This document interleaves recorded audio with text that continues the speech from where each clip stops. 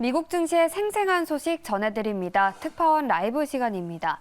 미 연방준비제도 고위 인사들의 발언이 시각이 엇갈리고 있는데요. 한쪽에서는 물가를 잡기 위해서 추가 금리 인상을 이야기하고 있는 반면 다른 한쪽에서는 물가가 잡히고 있다며 금리 인하를 이야기하고 있습니다. 뉴욕 특파원 연결해서 자세한 내용 알아보겠습니다.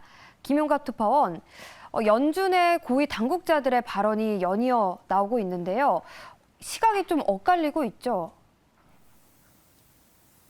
네, 연준 내부에서 내년 금리 인하 전망이 나왔습니다. 뉴욕타임스가 존 윌리엄스 뉴욕 연방준비은행 총재와의 인터뷰를 보도했는데요.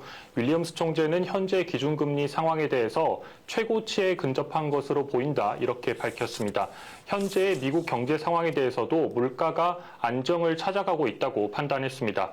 그는 경제 지표들이 올바른 방향으로 움직이고 있다며 고용과 다른 경제 지표에서 수요와 공급이 함께 움직이고 있는 것을 보고 있다고 말했습니다.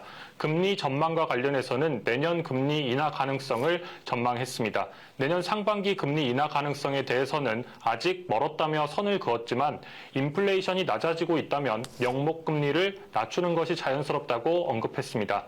존 윌리엄스 뉴욕 연방준비은행 총재는 연준 내 서열 3위인 인물로 물가 2% 달성을 위해서는 금리를 올려야 한다는 매파적 입장을 고수해왔던 인물입니다. 앞서 비둘기파로 분류됐던 래피얼 보스틱 애틀란타 연은 총재도 추가 금리 인상에 대해서 신중해야 한다는 입장을 밝힌 바 있는데요. 반면 여전히 추가 금리 인상을 강조하는 주장도 이어지고 있습니다. 미셸 보우먼 연준 이사는 최근 캔자스 은행연합회 행사에 참석해서 물가 상승률 2% 목표를 달성하기 위해서는 추가 금리 인상이 필요하다고 밝혔습니다. 최근 물가 상승률 하락에 대해서는 긍정적으로 평가를 하고 있지만 목표 경로로 왔다는 증거를 찾아야 한다고 설명했습니다. 이처럼 보우먼 이사는 물가가 안정을 찾아가고 있다는 윌리엄스 총재와의 다른 시각을 보이고 있습니다. 보우먼 이사는 FOMC 위원 가운데서 가장 매파적인 인물 가운데 한 명으로 꼽히는 인물입니다. 연준이 9월 회의에서 금리를 인상할지 동결할지는 이제 앞으로 경제 지표에 달려 있는데요. 오는 10일에 나오는 미국의 7월 CPI가 판단의 근거 가운데 하나가 될 전망입니다. 7월 CPI는 전년 대비 3.3%, 전월 대비 0.2% 상승할 것으로 전망되고 있습니다. 근원 CPI는 4.7% 오를 것으로 전망되고 있습니다. 네, 다음으로 뉴욕 마감 상황도 알아보겠습니다. 시장을 움직인 주요 뉴스도 함께 전해주시죠. 네, 뉴욕 증시는 미국의 신용등급 하락 여파를 극복하고 5거래일 만에 소폭 반등에 성공했습니다. 뉴욕 증권거래소에서 다우존스 30산업평균 지수는 전장 대비 407.51포인트, 1.16% 상승한 35,473.13의 거래를 마쳤습니다.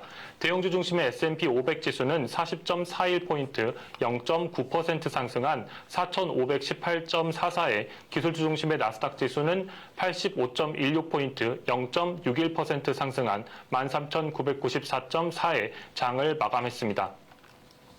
실적 발표 기업 가운데서는 지난 토요일 실적을 발표한 버크셔 해서웨이가 3% 이상 오르면서 사상 최고가를 기록했습니다. 오늘 시장에서는 전기차 기업 테슬라의 2인자로 불리던 CFO 사임이 주목을 받았는데요. 제커리 커크온 테슬라 최고 재무책임자는 테슬라에서 13년간 일하면서 2인자 역할을 한 것으로 평가받아 왔습니다. 그런데 이 2인자의 돌연 사임으로 하반기 사이버트럭 출시를 앞두고 계획에 차질이 생기는 것 아니냐는 우려에 테슬라의 주가는 1% 가까이 하락했습니다. 다음으로 오늘 시장에서는 미 트럭 운송업체 옐로우가 파산 신청을 하면서 파장이 일었습니다. 트럭 운송업체 옐로우는 노조와의 갈등 끝에 협상이 결렬되면서 지난달 운영을 중단했으며 지난 6일 법원에 파산 보호를 신청했다고 밝혔습니다. 옐로우는 99년 역사를 지닌 트럭 화물 운송업체인데요. 이번 파산으로 약 3만 개의 일자리가 사라질 수 있다는 우려가 나오고 있습니다. 또 국가 공급망 전반에 대한 파급 효과를 미칠 수 있다는 우려도 나오고 있습니다.